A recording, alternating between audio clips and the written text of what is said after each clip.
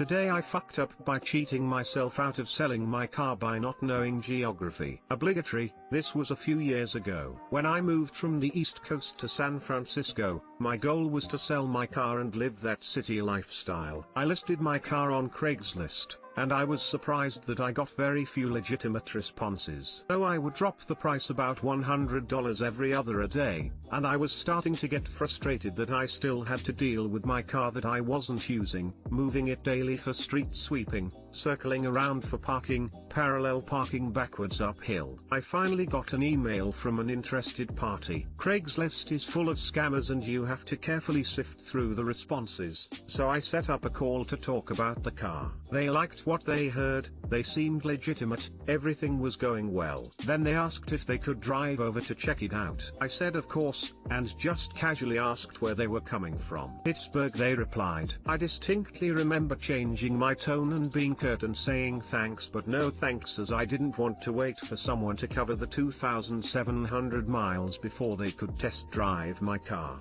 It took another week, but I eventually sold the car to a family in Berkeley. Only after dropping the price another $400 of course. About a month later I'm riding the BART regional train for the first time and I'm looking at the map, and lo and behold, at the very end of the yellow line, not at all far from the city, is Pittsburgh, California. In my defense, the missing H at the end of the word isn't spoken. Too long didn't read. After moving to the Bay Area I screwed myself out of selling my car to a potential buyer when I thought they were calling from Pittsburgh, Pennsylvania, not knowing of another Pittsburgh about 15 miles from me.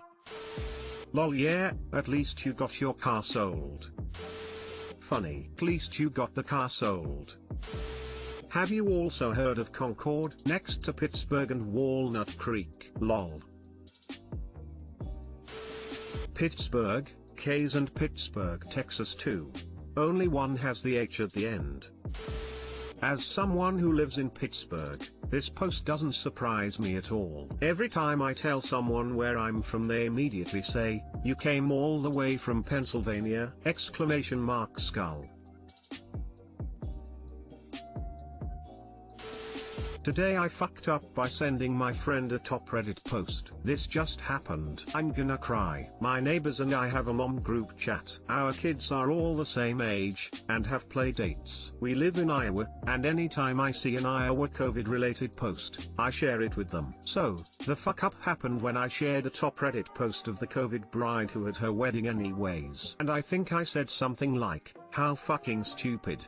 Turns out, the bride is my neighbor's cousin. Anyways, I'm just gonna hide in a hole for a while. Here's a screenshot obligatory. I will add that apparently everyone who attended had been pre-exposed before the wedding, so they decided to come anyways. The original post has been deleted. My neighbor says her cousin is receiving death threats, and people are trying to get everyone who attended the wedding to lose their job. I don't have an opinion right now, I just am gonna be in this nice hole for a while. Too long didn't read. Sent my friend a top Reddit post that shamed her cousin's COVID wedding, and embarrassed TF out of myself. Edit, she's not mad at me, it was an honest mistake. But sharing with her that post and her reading the comments about her cousin made me feel like a grade A asshole.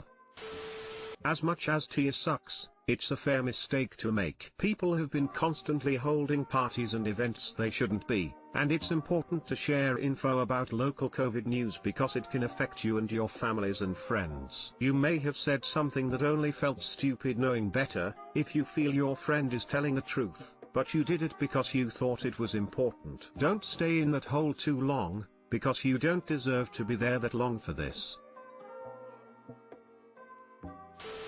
Pre-exposed? That's not a thing. Don't feel bad. Your neighbor's cousin is a twat and deserves to be called out. Exactly. I mean by that theory, as an ER nurse I can do whatever I want because I'm pre-exposed. Yeah, pre-exposure isn't a thing. Don't believe for a moment that every guest had been pre-exposed before the wedding. Pre-exposed? What does that even mean? They held a large gathering during a pandemic knowing the risks. Take comfort knowing everyone else in your chat group thinks the bride is a selfish, ignorant and entitled twat waffle. My brother was telling me about this Reddit post today. The bride went to the same high school my brother and one had seen her Instagram posts about having her wedding despite testing positive for COVID 24 hours prior. She has always been very entitled though, so it doesn't surprise me.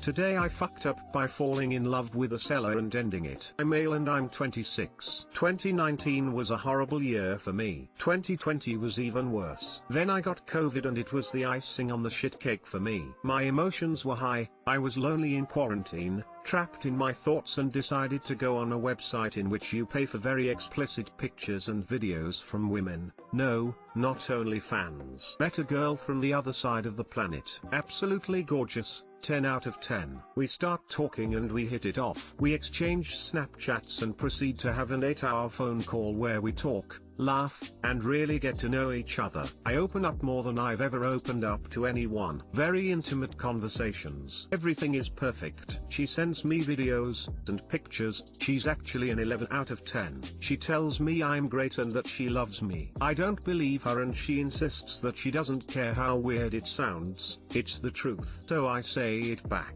I actually mean it. We end the night with phone sex. I have still yet to pay for a single thing. Over the next week I become borderline obsessed. We text each other every day, but she of course gets busy with actual life and we're on opposite time schedules. My day is her night. Meanwhile, I can't stop thinking about her. Constantly questioning everything and being stuck with myself, I get in my own thoughts and start overthinking. Been 5 days of talking straight. Realize that this is most likely not real for her but it is for me and get scared. Realize that I'm becoming too attached and borderline obsessive. The feeling of being a pathetic, sad, worthless man sets in because of it. Texts her, saying that I can't talk to her anymore. Blocked her and now I'm inconsolably sad and want to cry. Not like big boy cry, but baby boy cry. Mufasa death in original Lion King cry. TL, doctor, fell in love with an internet sex worker. Ended it after realizing it probably wasn't healthy. Big sad now.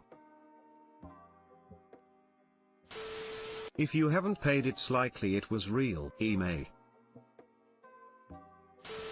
You have made a very difficult decision. By this, you have proved yourself that you are strong. I think you did the good thing because there is no scenario in which it would have ended in your benefit. In the end, good things will come from this experience. Either way, it got you out of limbo and you have kick-started your emotions. It may help you to find motivation to pursue new life goals. For now, take care and be kind to yourself.